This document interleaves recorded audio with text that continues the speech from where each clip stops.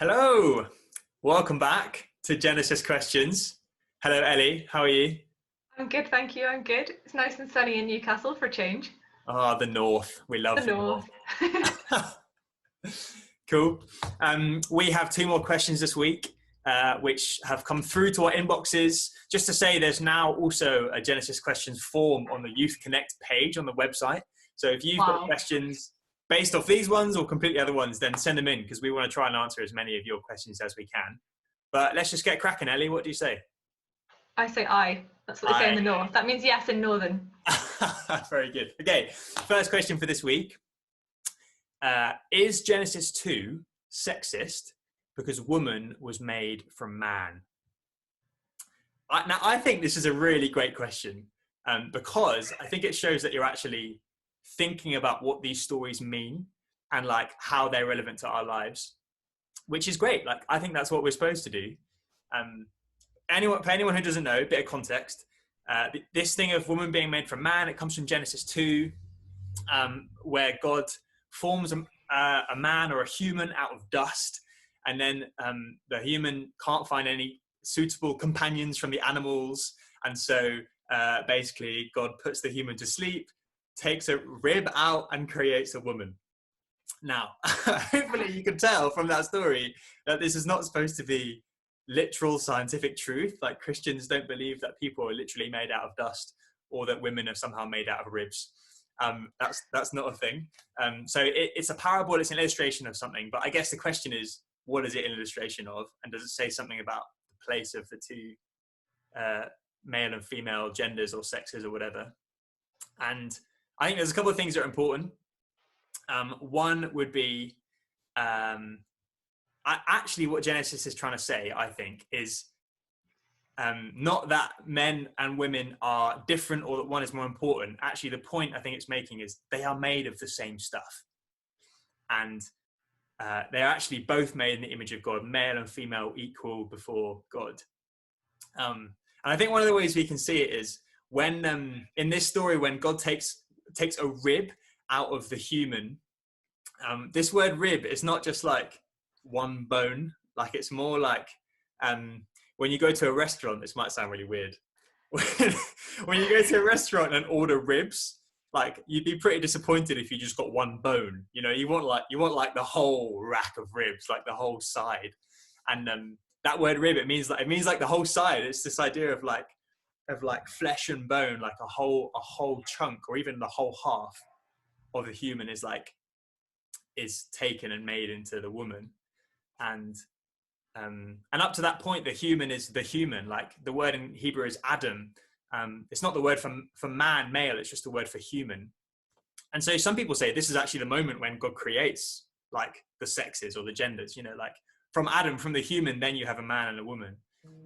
But regardless of what you think about that, I think the point is that Genesis is saying, to a culture that was really patriarchal, Genesis is saying, no, male and female are made equal. They're both made of the same stuff. And they stand before God as equals, not one better than the other. I said a lot there. And what do you think, Ellie? Does that make sense? Yeah. I think it does make sense, and I think it's also like, as well as looking at Genesis in the context of like the people who it was written to, it's also great to look at it in context of the Bible as a whole. And in the Bible as a whole, we see that God is not sexist. Like, God cares about the stories of women as much as he does about the stories of men. And I think especially like when we look at Jesus, we see that, like, and Jesus is like showing us how a perfect life is lived, what that looks like. And Jesus, he has got like so much, he's got so much respect for women. He's in a culture that is patriarchal, that is where women, they don't even count as a witness, their voice doesn't matter at all. Yeah. Jesus cares about them, he listens to their voices, he gives them new life, he dies for them. And then also, I think something else that's kind of cool is when Jesus rises, the first person to see the risen Jesus is a woman. And Jesus gives that sort of privilege of being the first person to say, like, he's risen, Jesus is alive, to a woman. And the whole story hinges upon the testimony of a woman, which is kind of mad in the society that he's in. So I think, yeah, context of Genesis, context of the Bible, but even so, you know, Genesis is a weird place. So you've got to tread carefully. It is, and that's why these questions are so important. I mean, I guess it's probably important to say, like, we still see women being oppressed in the world, like, and it sucks. And we've seen it throughout history, and we still see it today. And you can sometimes even see it among Christians, and I guess we just want to acknowledge that and feel like that does suck. But I think that's not a representation of how God made the world. I think it's a representation of the way that humans fail at being what they're supposed to be. Yeah. So I think that might be important to add as well. Anyway, let's move on. That's a big question, and if you're watching this and you've got more questions about that, then send them in, because I don't think we can completely answer it there. But yeah, hopefully there are some thoughts. Second question: why do you think God caused or allowed the fall to happen? This is another great question. I love these questions because, again, it's like, okay, what is going on here? What does it tell us about God? Which was also what Genesis is supposed to be doing. Bit of context. The fall, again, it's like it's the title given to this event in Genesis 3, where you have the man and the woman, and they get tempted by a snake, and they eat some fruit from the tree of the knowledge of good and evil, which God told them not to do. And it's a parable. It's an illustration of their failure to live in God's world as God sets it out, and they choose to be their own rulers and to define good and evil on their own terms. Classic. Classic. And I think one of the things to say about that story, the way that story is told, it's very much it's the human's responsibility that they do this. It's like their decision ultimately to take the fruit. And so Genesis paints a picture of humans making their own decision and not God like causing it or making it happen. But you do have God allowing for a world where this can happen. And Genesis doesn't try to answer why that's the case, which like messes with my head. It doesn't even try and really give us the answer to this question. How do you think about it, Ellie? Yeah, so I've heard it explained kind of this way. So like knowing God and knowing God's character as it's presented in the Bible, there's kind of 4 possibilities of what the world could look like when God decided, hey, today I'm going to create the world. I don't know if that's how God decided, but anyway, imagine he did for this scenario. There's kind of 4 things, knowing his character, that he could have done. He could have just created no world at all. That would have been fine. Then there would be no suffering, no anything, because there's nothing at all.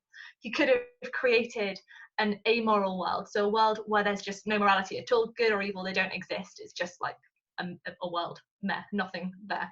Or he could have created an only good world. And this is one that we often get quite caught up on, because we're like, oh, imagine that only, like, it's nothing bad ever happens, everyone's always perfect all the time, everything's great. That sounds good. But there's also the fourth world, the one that he did create, is this one, the one that we live in, where there is good and there are like beautiful, amazing things, but there's also stuff that's bad, and that's not how God created the world. That's post-fall. But the thing is, this world, the one that we live in, that is the only world in which love is actually possible, where that even exists as a possibility. Because if there's no world, there's no love at all. If there's a world where there's no morality at all, no good or evil, nothing, there's no love there.